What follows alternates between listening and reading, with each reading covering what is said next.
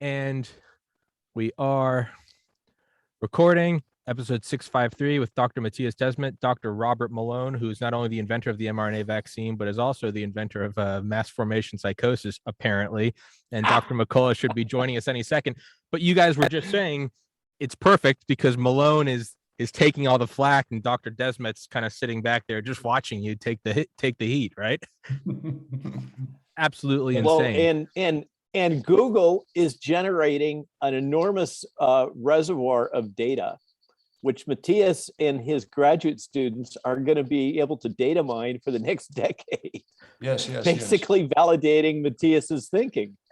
They can do research for the next 20 years on these data. I was thinking about that the last couple of days. You know, I did aquatic toxicology research in college, not because I was interested in it, but because it helped me get into medical school. And I remember remembering how excited my professor was that she got this published. And she was like, you know, no one ever recognizes the names of things. And I was just thinking yesterday, I was like, Dr. Mattias, this is like the kid playing baseball in his backyard, pretending he's hitting the grand slam. Like your hypothesis is trending more than any celebrity is right now. But because Dr. Malone's been on here and because he was just on Joe Rogan and now the whole world knows him even more. And when Dr. McCullough joins us, he's been on here before. Everyone knows who he is. Dr. Desmet, please introduce yourself. Well, I am a professor in clinical psychology at Ghent University in Belgium.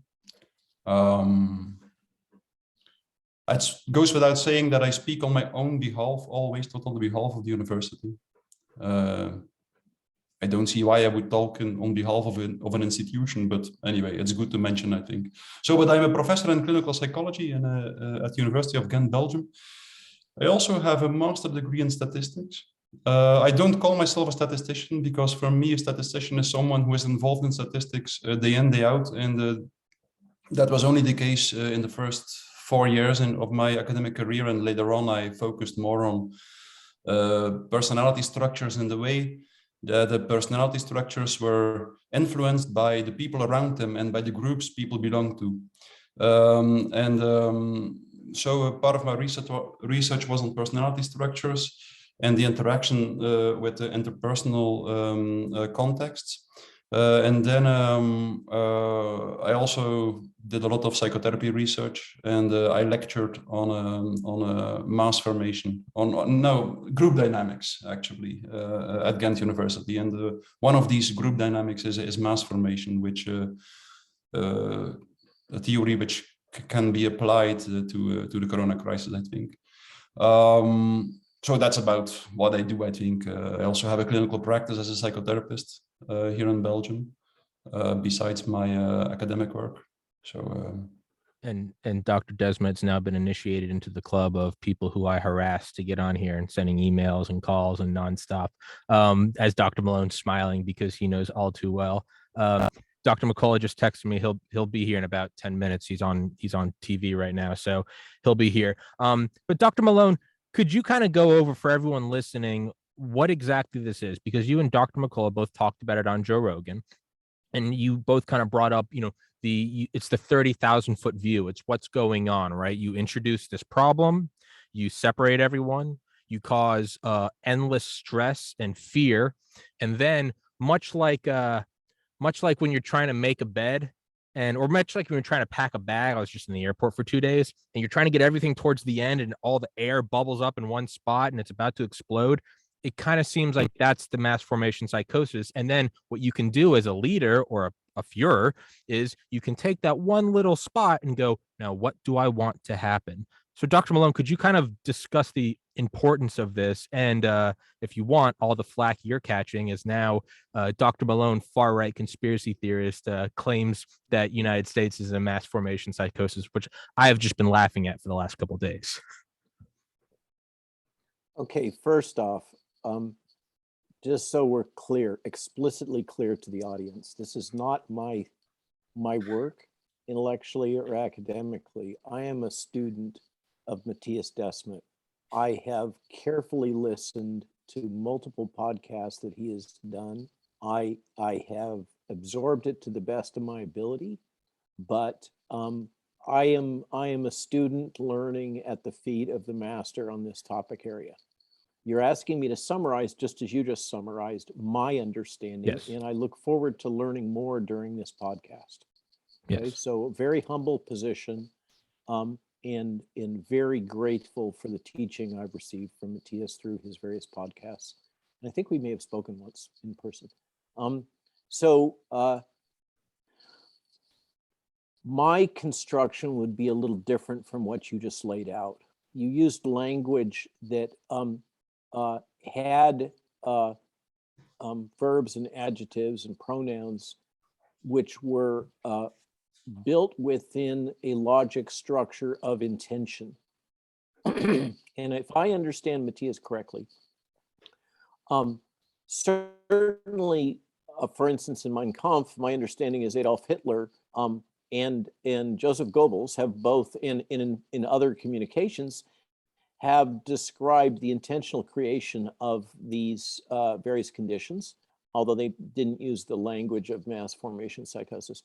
But my understanding of the current situation, my mental construct based on Mattias's teaching, as I've tried to learn from, is that these conditions, these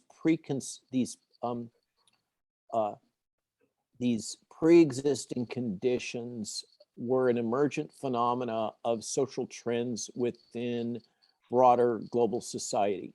Those included the social bond disassociation, which among other things may be the consequence of various electronic media and devices that we've used, but probably also has other social drivers. He teaches of the creation of free-floating anxiety and not the creation, I'm using the wrong term, the emergent phenomena of free-floating anxiety within a population or a fragment of the population. It doesn't have to be the whole population. He teaches it could be 30% of the population, for instance. Develop this free-floating anxiety, and I would use the term angst, a sense of not only social disconnect and free-floating anxiety, but various emotions along the spectrum, which includes anger. Also a sense he speaks of, as I recall, of a sense of depersonalization. So he teaches, at least to my ear, that there are a set of preconceived social phenomena, which are, to my eyes, often associated with periods of fairly rapid social disruption. I think that social disruption and the failure of existing social structure solutions, such as existed in the French Revolution, prior to the French Revolution, and the Russian Revolution, and the conditions in Germany after the armistice. And I suggest that another exemplar may be considered to be the events in the United States around the blacklisting for communism. My sense, I haven't heard Mattias speak about this, but my sense is that just so McCarthyism would be another exemplar that might fit with Mattias's thinking that's more modern. And that my learning from Mattias is that these conditions existed up into the fourth quarter of 2019, and that then there was a seminal event which focused the entire world quite literally. I remember living through it online. I was at the tip of it because I got this call from Wuhan from a CIA officer on January 4th, and I was active in social media. So I got to experience in the first person this obsessive focusing that Mattias teaches about, which is exactly analogous to the focusing of an individual on an object, moving watch, a spiraling graphic, these various tools that are used to elicit a state of hypnosis. And Mattias teaches in my learning from him that this formation of a hypnotic state by obsessive focusing after having these pre-existing conditions of depersonalization, anxiety, etc., can create the formation of a common bond around a cohort of the population that shares this obsessive focus on this event. And that when that occurs, they will identify with a leader. And that once that leader is identified, that leader can do no harm, can do no foul. Anything that that leader says and can do, because the leader is perceived as the source of resolution of their psychological pain, their anxiety and free floating. And I'm persuaded, I'm going to just editorialize, in my construct, cognitive dissonance and psychological pain are probably the biggest motivators of human behavior, particularly in a condition like this, that people will do extraordinary things to relieve the psychological pain that they may encounter from various situations, including cognitive dissonance. And my sense is that what Mattias is teaching us is a fundamental aspect of human psychology that has to do with relieving the pain of these types of anxiety events and disassociation events. And so you have the formation of a mass. Each of the words that he teaches to us have meaning. They have intrinsic meaning, and each one of them should be examined. The mass essentially, as I understand his teaching, consists of the crowd. That when he speaks of mass, it's kind of synonymous with crowd. And so the language crowd formation, in my mind, in North American lingo, is somewhat more accessible to the general audience than mass formation, which is more of a technical psychiatric term. And then he speaks of the formation. That is this sudden cohesion of a group, a crowd, around this set of events and this shared consensus that there was a pre-existing sense of a failure of the normal world, and a particular event or ethnic group or other I'm using that or some alternative other group or person, which becomes the focus of the attention and is perceived that the suppression and rejection or killing of this alternative group, depending on which episode in history we talk about, becomes one of the focuses of this leadership and of the mass, the crowd that is formed. And what I find most intriguing about his teaching is that this newly formed crowd, which may be as small as a third of the cohort, with something like 30 to 40% of the cohort being in this intermediate space of kind of being a little bit passive, being brought along, not feeling that they have to be invested in it, but it's too much hassle to try to resist it. So that cohort that is so formed will move through, and Stalin being the notable example. Mattias has this excellent interview where he speaks about what happened under Stalinist Russia and how the formed cohort representing Stalin's Communist Party moved through extermination, as documented by Solzhenitsyn and others, of both the enemy cohort, and then having consumed it, turned on itself. And what he hasn't and consumed, I think he said 80 million, a large fraction of the total Communist Party in Russia was consumed by this psychosis, and because they had basically run out of targets. There were not when really. he spoke about that, when he spoke about that, just to finish my thread, I'm sorry, Mattias, I look forward to your helping me get things more precise. I was reminded of the Jacobins post-French Revolution, where they turned on themselves and the guillotine started chopping off members that were not sufficiently pure, etc. So that's my summary of my understanding of his teaching. Now, please fix what I got wrong. I agree with pretty much everything you said, Robert. I would underline a few small differences, such as the fact, and add some things, of course, here and there.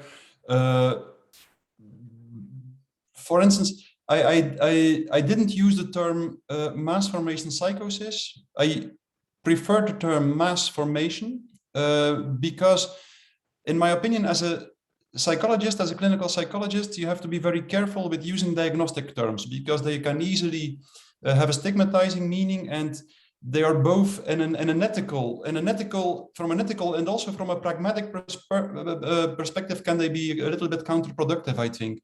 But if I can introduce to your point, I just had that discussion with Bret Weinstein half an hour ago, and he made exactly the same comment, is that the term psychosis is inherently creating a barrier to comprehension and acceptance of the theory by those that might be threatened by the use of that term for exactly what you're saying. So thank you for that reprimand and correction.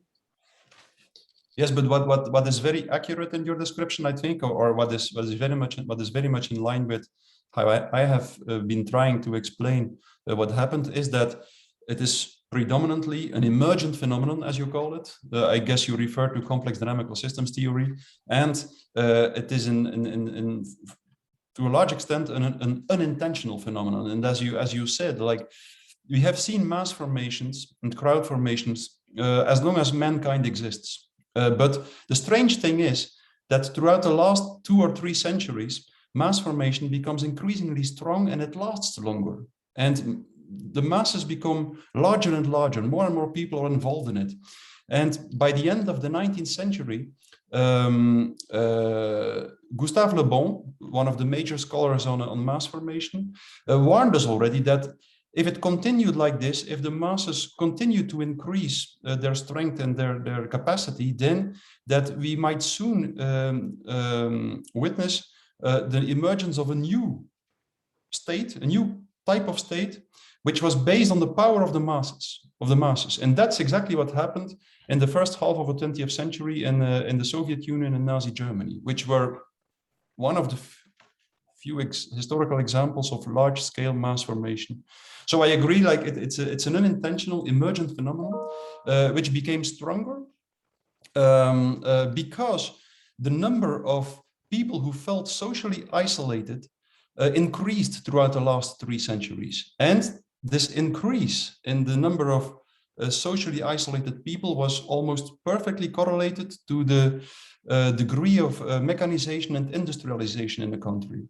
So the more industrialization and the more people use, as you refer to, I think, technological devices, the more they feel socially isolated. This became, that's one of the major reasons why mass formation became increasingly strong throughout the last centuries.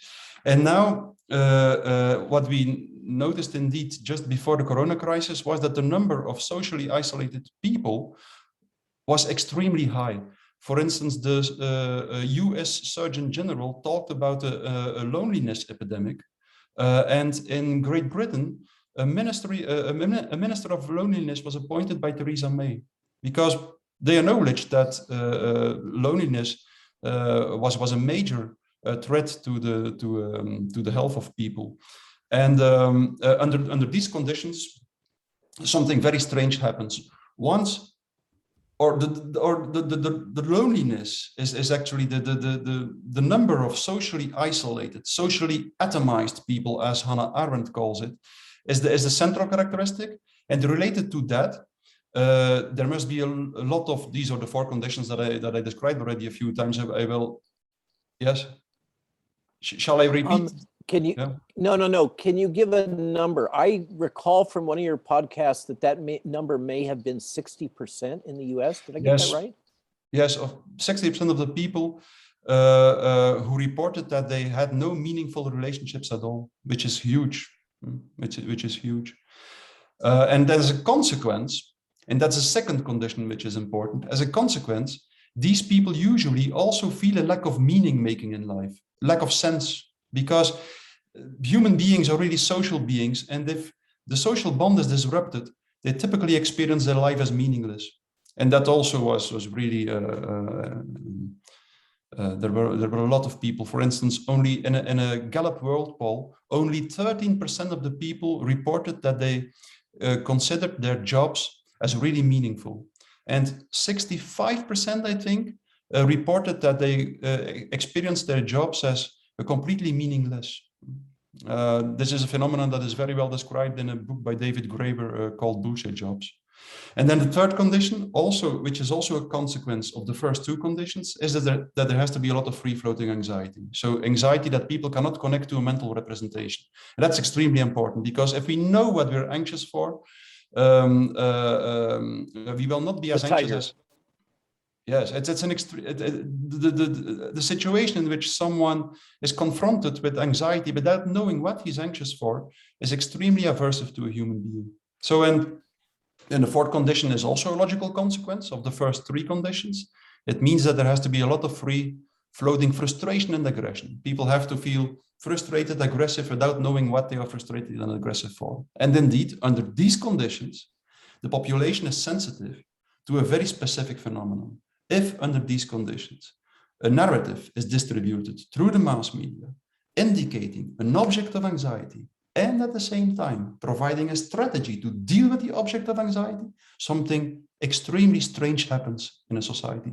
All this free-floating anxiety attaches, connects to the object of anxiety presented in the narrative, and people are willing to participate in the strategy to deal with the object of anxiety. And that in itself leads to the most important aspect of mass formation. Because everybody participates in the same strategy, a new social bond emerges and people feel less isolated, but in a symptomatic way. Because the new social bond and the new kind of meaning making is always destructive in nature. And that's because of the fourth characteristic. There was a lot of free-floating frustration and aggression. And all this free-floating frustration and aggression is now directed at a specific group in the first place, the group who doesn't want to participate in the mass formation. And that's what we've seen time and time again throughout history, that mass formation has this destructive characteristic. And in the end, also this destructive characteristic becomes self-destructive. Because once the enemy is destroyed, the mass formation won't stop, because people know if the mass formation stops, they will be confronted again with all this free-floating anxiety, with all the frustration and aggression, with the lack of social bond, and so on. So what they typically do, in most cases, it's not necessarily like that, but in most cases, is they look for a new enemy which can be made the object of anxiety, which can be destroyed, and so on. And that's why mass formation always ends up as a monster that devours its own children. And that's a term that I borrowed from Hannah Arendt, a monster that devours its own children. And what's so strange about the phenomenon is that because all this free-floating anxiety is connected to this mental representation of the object of anxiety, it seems as if the only part of reality that still exists is the object of anxiety and the strategy to deal with it. That's an extremely strange, remarkable aspect. And that explains why it has the same psychological effects as hypnosis, because in hypnosis, that's exactly what happens. Someone focuses the attention of someone else on one specific point of reality, and once he succeeds in doing this, it is as if the rest of reality does not exist anymore, to the extent that in hospitals, this happens from time to time, that people who are allergic to chemical sedativa or hypnotized to make them insensitive to pain. And it's really a simple hypnotic procedure that is sufficient to focus the attention of someone so much on one aspect of reality that he won't feel that the surgeon starts to cut through the bone, through the skin, the flesh, eventually sometimes the bones.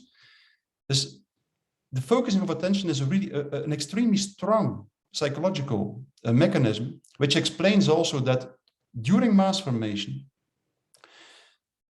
the leaders, the totalitarian leaders, can take everything away of people without them noticing it. That's one of the most remarkable aspects of the phenomenon of mass formation. And also I will add one more thing.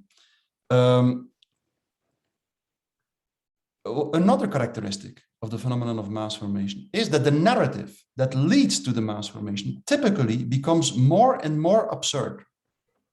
And the strange thing is that people don't seem to notice this.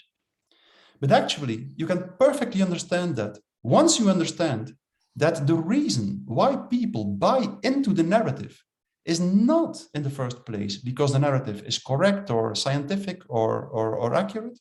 The reason why people buy into the narrative is because it creates this new social bond. And that's why typically during mass formation, the people who don't want to conform to the masses, who don't go along with the narrative, are typically approached that they lack citizenship and solidarity. So that shows what it is all about, the creation of a new social bond. People want to get rid of the feeling of social isolation, atomization, the free-floating anxiety. That's why they buy into the story, even if it becomes utterly absurd. And you could even go one step further. The more absurd the narrative is, and the more absurd the measures are, for instance, in the current situation, the more successful they will be for a certain part of the population, the part of the population that is really into the mass formation, because the measures have the function of a ritual.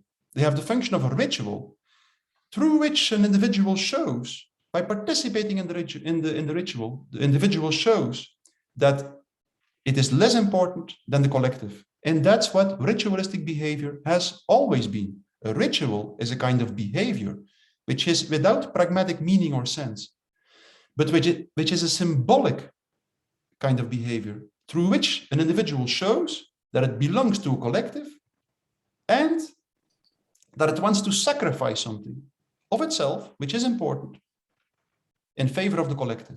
So that's why we make this strange observation that no matter how absurd the measures are, they continue to receive a substantial support in a certain part, a major part of the population, which is usually about 30%.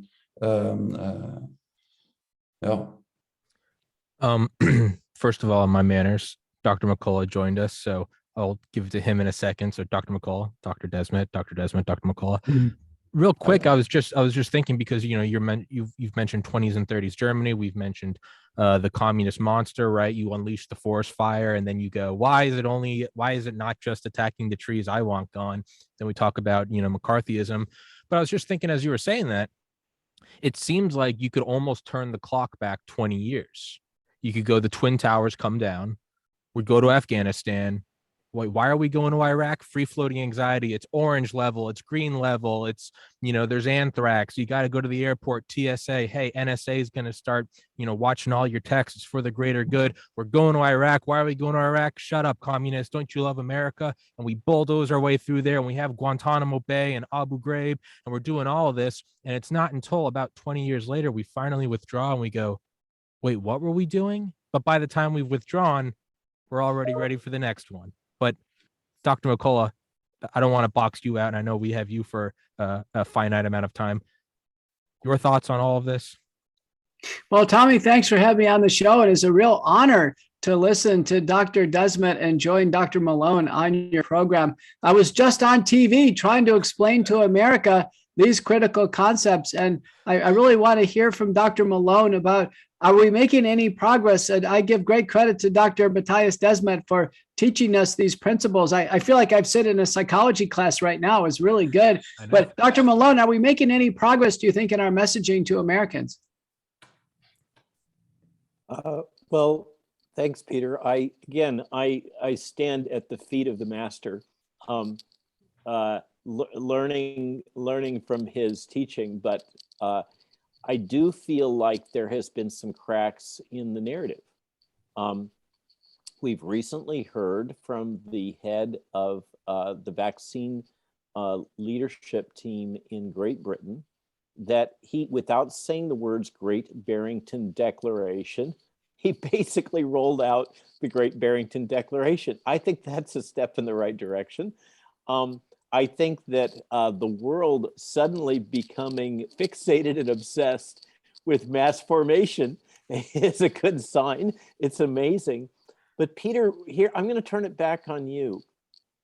I know you're a deeply religious person, and I am not, although I was raised an Episcopalian with all of the trimmings, so that's the closest thing you can get to the Catholic Church, I think.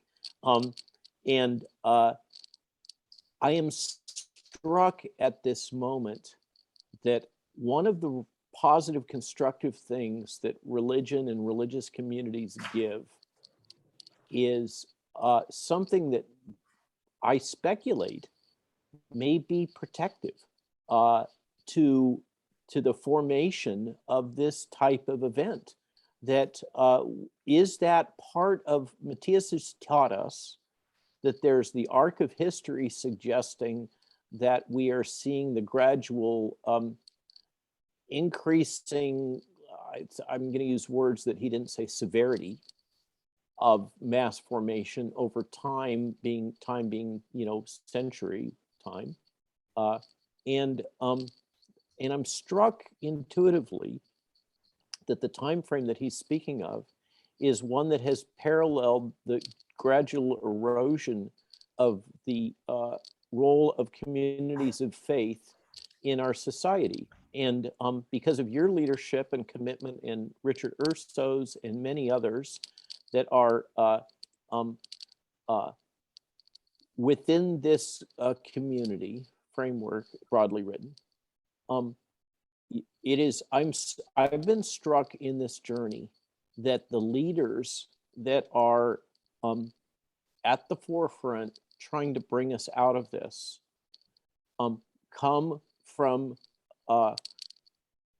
devout communities committed to, I'm sorry, I'm not casting aspersions on Muslims or any other group, but Christian cohort. And yet I also visited the Vatican, as you may recall, and met with Cardinal Turkson, another deeply committed religious leader who had the mission space of COVID response for the Vatican, who has just resigned from the Vatican. I mean, it boggles my mind. Many people thought he was number 2 to the Pope. He has resigned. He's no longer in the Vatican because Pope Francis' leadership was not comfortable with questioning what I would call, based on Mattias' teaching, the mass formation. Over. That's a very interesting observation. I've said many times there's about 500 doctors trying to treat all of America with COVID-19, about 1 million doctors on the sideline. The unique characteristic about the 500 doctors, we know each other pretty well now, is almost exclusively they're practicing Christians or practicing Jews. Now, that's just our Western society. I don't have a sense for other religions. I have had interactions with almost all the major denominations in Christianity through my journey, and realize at the top, all are in sync with mass formation, but there are large units beneath the upper layers that are awake and their eyes are clear and their ears, they can hear. I just did a television program in Lahore, Pakistan, and for the first time had a chance to interact with Hindu Muslim communities. And I just haven't had I used to travel all the time academically, and for the last 2 years now, I haven't traveled, so I haven't had that interaction, so I can't speak to it. But whatever's going on is obviously worldwide. I've been impressed with how the behaviors are the same in the most remote parts of the world. Even people who are not connected to Twitter, they don't even know what Gates Foundation is or Gavi. The same thinking is on the tiniest islands of Indonesia, the deepest forests of South America, as it is in New York City. I'm interested in Dr. Desmet's idea of how can mass formation, in a sense, almost travel from mind to mind without direct communication. It almost seems like it's supernatural. Yeah, that's true. And that has been described from the earliest scientific studies on mass formation. They call it, thoughts and words are contagious when a phenomenon of mass formation emerges. It's a very strange thing. Also, it almost seems someone like Kennedy has described this in a book called The Crowd and Power or something. I don't know. It's Elias Kennedy. It's a writer who wrote a book on mass formation, and he also describes that if you look how masses when a crowd when it physically emerges, when it physically comes together in a city, for instance, how exactly it emerges, it's very strange, because people seem to feel attracted in a strange way to one spot in the city, and it's very hard to explain how the crowd actually comes into being. And you see the same phenomenon in starlings when in starling swarms. When a starling swarms emerges, it's strange, but all the individual starlings seems to feel that the swarm is emerging, and they all join the swarm. And more or less the same happens when a crowd forms, when a physical crowd forms, but also at the more the mental, psychological level. This has been described time and time again. In a strange way, people start to think in the same way. They all start to think in the same way. They even start to use the same words. And it happens extremely fast, with the speed of the lightning. Happens extremely fast. It's very hard to explain, as a lot of aspects of complex dynamical systems are hard to explain in more or less ordinary terms. I have no idea, actually. You can try to explain it. Of course, people identify with each other, and you can describe this more or less at a psychological level. It's not easy, but you can.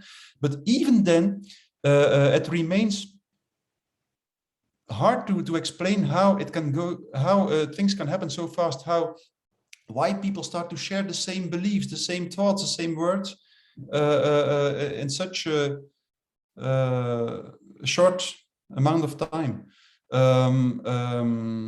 Yeah, it's a very well-known phenomenon. That's one thing that I can say. And you could try to refer to more exotic thinkers such as Rupert Sheldrake, who explained that when several people start to think in the same way, the ideas and the thoughts spread in a kind of a morphogenetic field, and people all get connected to this field. Okay, then you have to use, as I said, a very exotic theoretical framework. But sometimes it seems that it is almost the only thing that can explain what happens throughout the process of mass formation.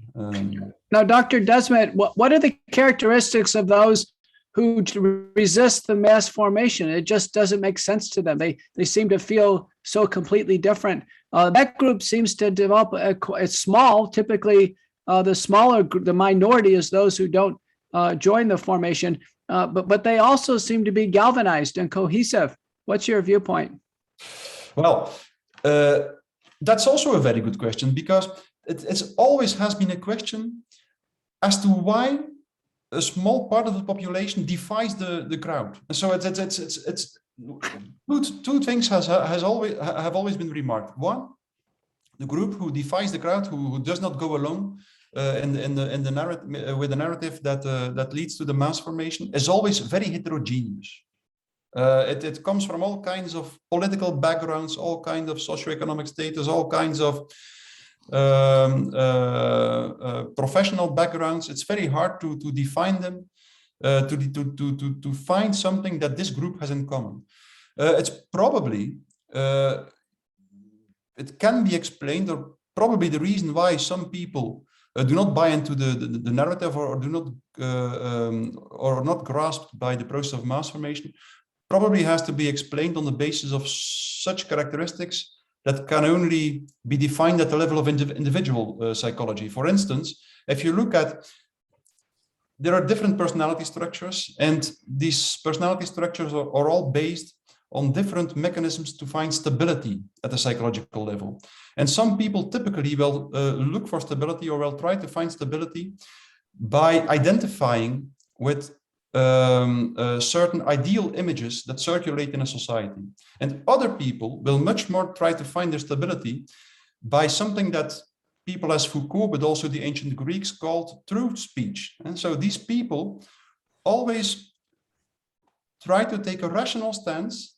They try to think critically about mainstream narratives, about dominant narratives, about these narratives that are accepted by everybody. And they find a certain stability by always trying to speak out in an as truthful and an as sincere and honest way. So that's that at the level of individual personality structures, you can clearly differentiate between personalities that are based, that look for stability in the one direction or the other. And it's probably the case that it are these people that do not look for stability in commonly shared ideals or ideal images or shared narratives that defy the masses. But of course, that doesn't explain everything. It's every time again, almost every major scholar, such as Gustave Le Bon, Sigmund Freud, Canetti, Hannah Arendt, they all have stressed time and time again how hard it is to understand why and what defines what characteristics are shared by the group who is not into the process of mass formation. It's very hard to define. It's extremely heterogeneous. Yes, Robert. Mattias, would Socrates be a prototype example of the that sub-cohort that you just described? Can you come again, Robert? What? How did you call it? The Greek philosopher Socrates. Oh, you yes. just described, yeah, right. I think what I just heard you say, in other words, was that those that perceive the world through the intellectual framework of the Socratic method are aligned with one sub-cohort of these that are less susceptible. But you previously taught, as I recall, that often highly intelligent people are as susceptible or more susceptible to the mass formation than the average person. But the reason why I'm asking this thread is in our own example, there are some exceptionally accomplished academics, Peter being an example. And they, for some reason, particularly this cohort that has been at the forefront of early treatment, if you look at them, these are extremely well-trained, highly accomplished physicians that have not been susceptible. And I wonder if the parallelism here, the cause and effect, is that these guys, I shouldn't be gender specific, I'm just using that in general, those that have this spectrum of behaviors and psychologies that have been so successful as academics, maybe part of what has made them successful is that they think in this way, that the common slang is out of the box, in which they are constantly questioning the dominant narrative. Over. Mm-hmm. Well, there is one thing is clear, and it is that the higher the level of education, the more susceptible or the more vulnerable people usually are for mass formation in general. And so that's something surprising, and you can also try to explain that from a psychological point of view. But Gustave Le Bon mentioned it, Hannah Arendt mentioned it, almost everybody mentioned it that has been studying mass formation. The higher the level of education, usually the more vulnerable for mass formation. So Peter and I are constantly subjected to the question, what the heck is going on with all your physician peers? Yes, yes. You may have just given us the key to that lock. Yes, I also think that the people who strive, who try to get a high degree or something, that maybe are typically or usually people who think that social status is very important. And that could be the reason why they are inclined to conform with the mainstream narrative. I don't know, that's one possible explanation. But also your reference to Socrates, I think, is very important, because indeed the ancient Greeks had a term which was parrhesia. I don't know if you're familiar with that term. Parrhesia, the courage to speak the truth. So they felt like society could not function well if there were not enough people who had the courage to speak the truth. So they called it parrhesia. I think it's exactly this characteristic, the courage to try to speak the truth, that is probably one of the major characteristics that is important if you don't want to fall prey to mass formation. If you just... But what happened to Socrates, of course, was the hemlock. It was hemlock, one of the earlier examples of a victim of mass formation. Cancel culture. 2,000 years ago. Of course, the Greeks knew already that speaking the truth is extremely dangerous, because the truth is always that part of knowledge that is in conflict or at contrast with the dominant narrative. That's something Hegel also said, the German philosopher. And the Greeks knew that the person who tries to speak the truth, who tries to show, who tries to reveal that knowledge that is in conflict with the mainstream narrative, this person puts himself at risk. But if there are no such people anymore, then society cannot function. And so, yes, of course, everybody who does his best to try to say something of which he thinks it is true, but in conflict with the dominant narrative, puts himself at risk, but at the same time, he maybe does what is most necessary to preserve a certain level of humanity in society. Yeah. You can see that with Galileo, with Bruno, or even more recently, you can see it with Joseph Lister. I mean, if you replaced, we've always talked about how you could replace the term Jew with unvaccinated and just get a peer into the past. I mean, you could replace ivermectin with phenol or carboxylic acid, and you can get to know Joseph Lister. I mean, all the same thing. There's a great book by Lindsay Fitzharris, but they talk about how they would bring him in and they say, hey, we'd love to have you here. We know you're one of the most accomplished doctors in the world. Just don't use your antiseptic technique. We don't want to hear about it. Everyone knows germs aren't real. But I mean, you can just replace ivermectin with there, and it's the same thing. And it's, we don't want a part of you. And just like Galileo or Bruno, Lister actually got to live to see it.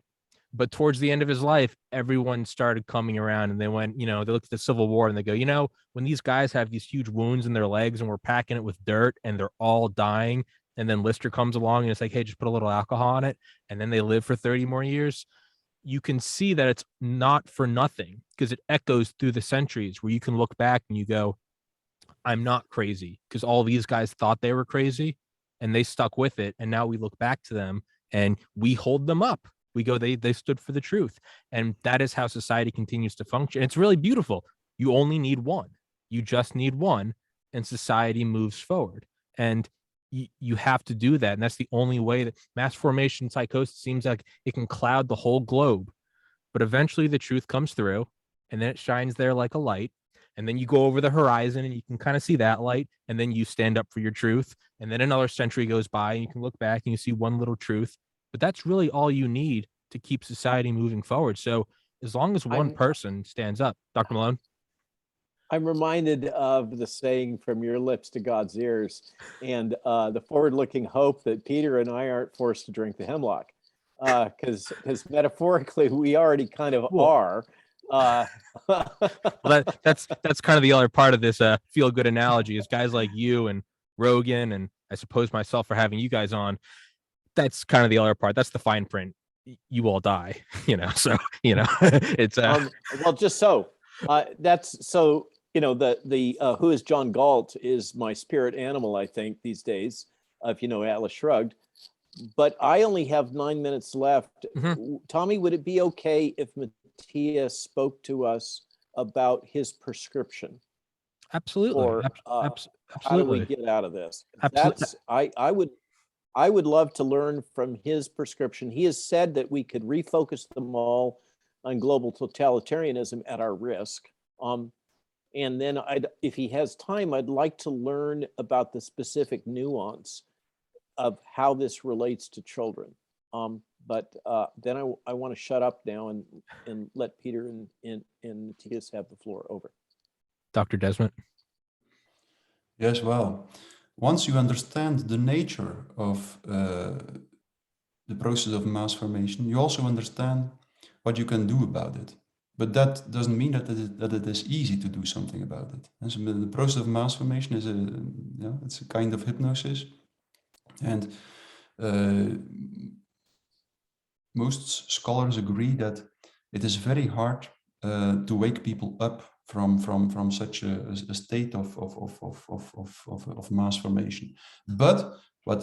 So mass formation is a phenomenon that is provoked by a voice. It's a voice of a leader, a voice that is distributed time and time again through the mass media, that keeps people in a process of mass formation. And the leader himself is also grasped in this process of mass formation. This is so typical for this process, that both the hypnotist and the hypnotized are into the process. Name the leader. I'm gonna jump in. Name the leader. Name the leader. Yeah.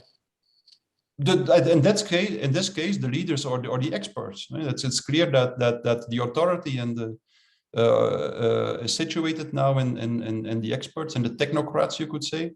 So that these people are pronouncing time and time again the narrative in the mass media, and they believe in the underlying ideology, usually, but very often they don't believe in the exact narrative that they distribute. Usually they are so fanatically convinced that their ideology is what will save the world, that they feel that it is justified to manipulate a little bit, to lie a little bit, just to convince people. So this is Plato's noble lie. Can you come what again? You just described. This is Plato's noble lie. Yeah. Well, but it is the voice of the leader that keeps the people into the hypnosis. And once you understand that if you want to make the mass formation less deep, then it is quintessential that there are people who continue to speak out and who voice a dissonant voice in society, because this will disrupt the process of mass formation. That is the most basic and the most important thing we can do. In the first place, we have to continue to speak out. In the second place, we have to connect in the real world, in small circles that overlap a little bit, forming networks with people vaccinated and unvaccinated. It's not important, but just try to connect in the real world with people who have the feeling that something is wrong. So, and then in the next step, so it's very important, if we try to convince people, if we try to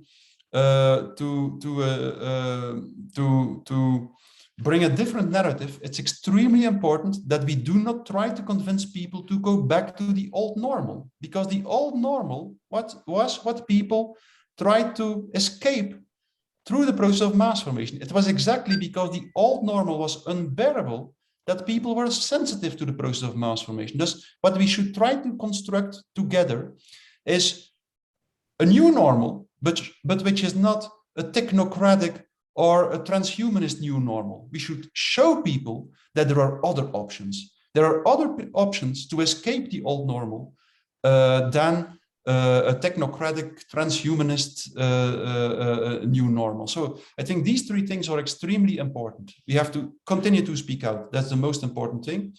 Then we have to try to connect, and we have to construct a narrative altogether, a new normal, showing people that there are other options to escape the old normal. As soon as we understand that, I think we can start to become successful. Because what I often hear now is that the people who refuse to go along with the mainstream narrative, that they actually always try to convince the people to go back to the old normal. And that's from a psychological point of view, that's absurd. And then the last important thing I believe is that if we try to resist, if we try to defy what's happening now, then we should stick to the principles of non-violent resistance, because that's by far the most efficient strategy. Because once you start to think about, once you become aggressive, even only in the way you speak, then you will justify for the masses to channel and to direct all this frustration and aggression at the dissonant voice. Because that's one of the major characteristics of mass formation, is that people become radically intolerant for dissonant voices. And of course, that's because the dissonant voices threaten to wake up the masses. And in that case, the masses are confronted again with the free-floating anxiety and so on. So people are usually radically intolerant for dissonant voices. And every sign of aggression from the group who does not go along with the masses justifies that the masses commit atrocities. Sometimes they are always inclined to. So that's my four. If I have to put it in a very concise way, continue to speak out, try to connect, think about the new normal, which is different from the new normal that led to the mass formation, and always stick to the principles of nonviolent resistance, but do it in a convinced way. We should not hesitate. Yes. It's because if you do that violence, you're providing them with the Reichstag fire. You're providing them with the Gulf of Tonkin, to which now they can justify their hammer. And I know we got 3 minutes left.